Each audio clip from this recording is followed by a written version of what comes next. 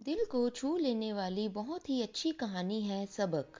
एक पिता ने बड़े ही लाड प्यार से अपनी बेटी को पाल पोस कर बड़ा किया। सर्वगुण संपन्न होने पर पिता ने अपनी पुत्री का विवाह कर उसको विदा भी कर दिया।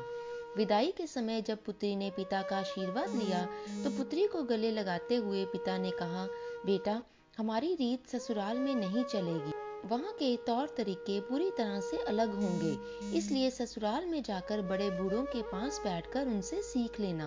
बेटी जब बहू बनकर ससुराल में पहुंची तो उसने देखा उसके पति के अलावा घर में उसकी सासू माँ और एक दादी सास थी। बहू जब घर में कुछ दिन रही तो उसने देखा कि घर में दादी सास का बहुत अपमान एवं तिरस्कार किया जा रहा है। अपमान की हद तो तब हो जाती जब उसकी सास उसकी दादी सास को ठोकर मार देती, गाली देती एवं खाने के लिए कुछ भी ना देती। लड़की को यह सब देख बहुत ही बुरा लगा। उसे अपने माता पिता द्वारा दिए संस्कार याद आ गए। उसे अपनी दादी सास पर बहुत दया आई। उसने सोचा, घर में बड़े बूढ़ों का तिरस्कार होने से घर नर्क बन जाता है। मुझे अपनी दादी सास के लिए कुछ ना कुछ अवश्य करना चाहिए।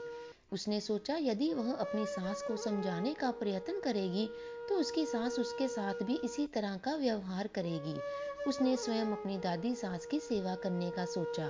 अब वह प्रतिदिन घर का सारा काम खत्म करके अपनी दादी सास की सेवा करने लग जाती और उसके पास बैठ जाती, उनके पैर दबाती। कुछ दिनों पश्चात ही सास को बहू का इस तरह दादी सास के पास बैठना और उनकी सेवा करना बिल्कुल भी अच्छा नहीं लगा। एक दिन सास ने बहू को बुलाया और उससे कहा, बहू, तुम घर का सारा काम छोड़कर सदैव दादी सास के पास जाकर क्यों बैठ जाती हो? बहू को यह सब पता था कि एक न एक दिन उसकी सास उससे यह प्रश्न अवश्य पूछेगी। बहू ने कहा, माँ जी, मैंने घर का सारा काम समाप्त कर लिया है। यदि फिर भी कुछ बाकी रह गया है तो काम बताइए। सास बोली, काम तो कुछ भी नहीं है, परंतु दिन भर दादी सास के पास बैठना अच्छी बात नहीं। बहू ने सास की बात को बड़े ध्यान से सुना और उनसे कहा, माँ जी, मेरे पिताजी ने तो सदैव मुझे यही सिखाया है कि जवान लड़के लड़कियों के मध्य कभी नहीं बैठना चाहिए, पर ये तो मेरी दादी सास है। बहू ने बड़ी ही चतुराई और शालीनता के साथ उत्तर दिया, माँ जी, दादी सास कह रही थी कि यदि तेरी सास मुझे गाली नहीं दे और ठोकर नहीं मारे तो मैं सेवा ही मान लूं। बहू की बात सुनकर सास ने बहू से पूछा, क्या तू भी मेरे साथ ऐसा ही करेगी?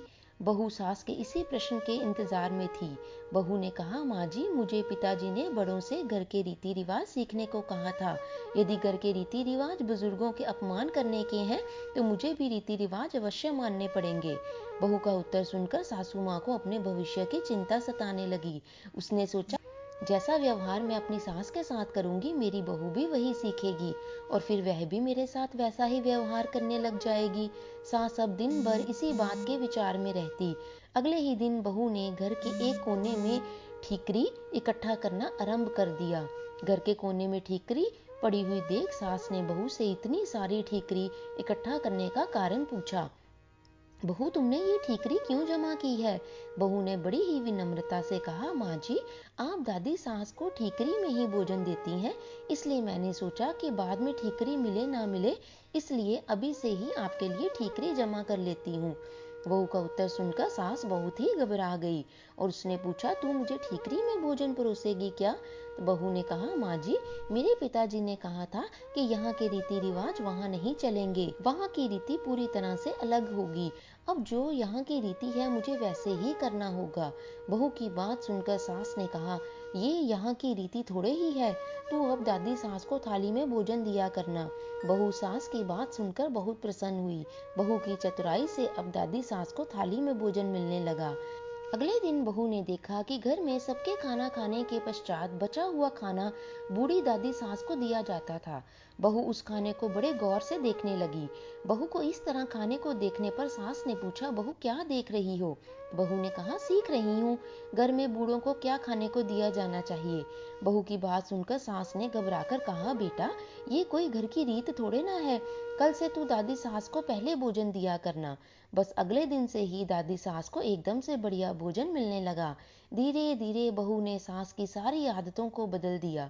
तो दोस्तों, देखा आपने, यदि बहू अपनी सास को उपदेश देती कि उन्हें बड़े बूढ़ों के साथ इस तरह का व्यवहार नहीं करना चाहिए, तो शायद सास उसकी बात नहीं मानती। इसलिए यदि बदलाव करना ही है तो आज की युवा पीढ़ी को चाहिए कि उपदेश देने की बजाय स्वयं के आचरण में पहले सुधार लाए। दोस्तों, कहानी अच्छी लगी है तो लाइक और शेयर करें और कमेंट जरूर कीजिए। Thanks for watching.